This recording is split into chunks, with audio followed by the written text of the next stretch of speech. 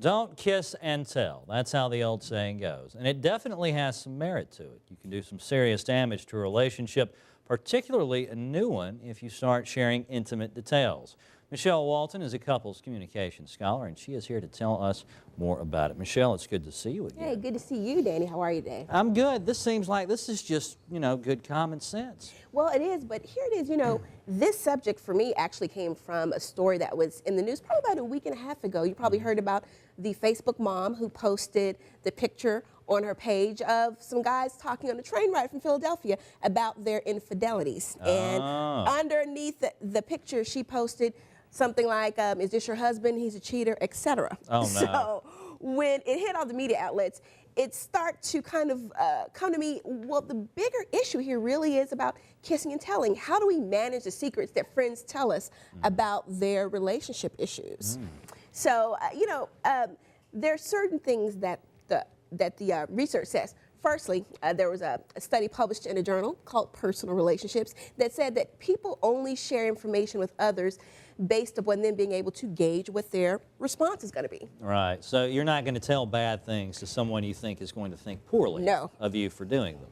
Absolutely You're probably going to tell them to someone who does equally bad things, if not worse things. Or who will be objective and open. Right. Also, a similar textbook article said that when people talk about relationship secrets in public, that it often becomes a feeding frenzy. I'll tell you, then you'll tell me, and then who knows what's really true. So in the case of the mom, who knows what was true? Right. And the same article also said that when we are discussing our relationship information to each other, it becomes a situation. How are you to become friends with my partner or my spouse? And how am I to become friends with your partner or your spouse if we know relationship secrets? Right.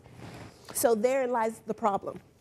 So, but everyone needs to have someone that they can talk to, right? Well, absolutely. About the relationship that is not the other part of that relationship. You need somebody you can vent to, correct? Very, very much so. And these are some of the things that I'm suggesting that will work. Okay. Very simple.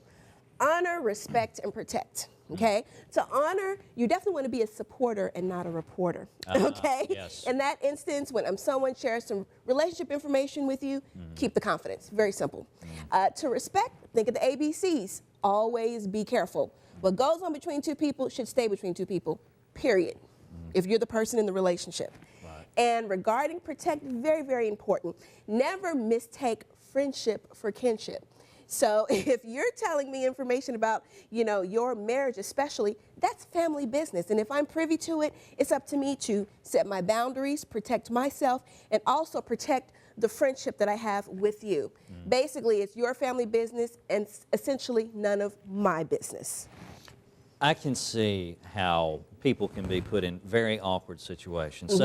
Say they're good friends with both of the people in a couple, and one of them comes to them and says, oh, this is just a nightmare, it's awful, and I'm having a relationship and I'm getting out of this marriage. And then the other one is just blissfully ignorant and has no idea. Well, it's got to be difficult to manage that information because you're friends with both of them. Well, especially that's where the protect comes in.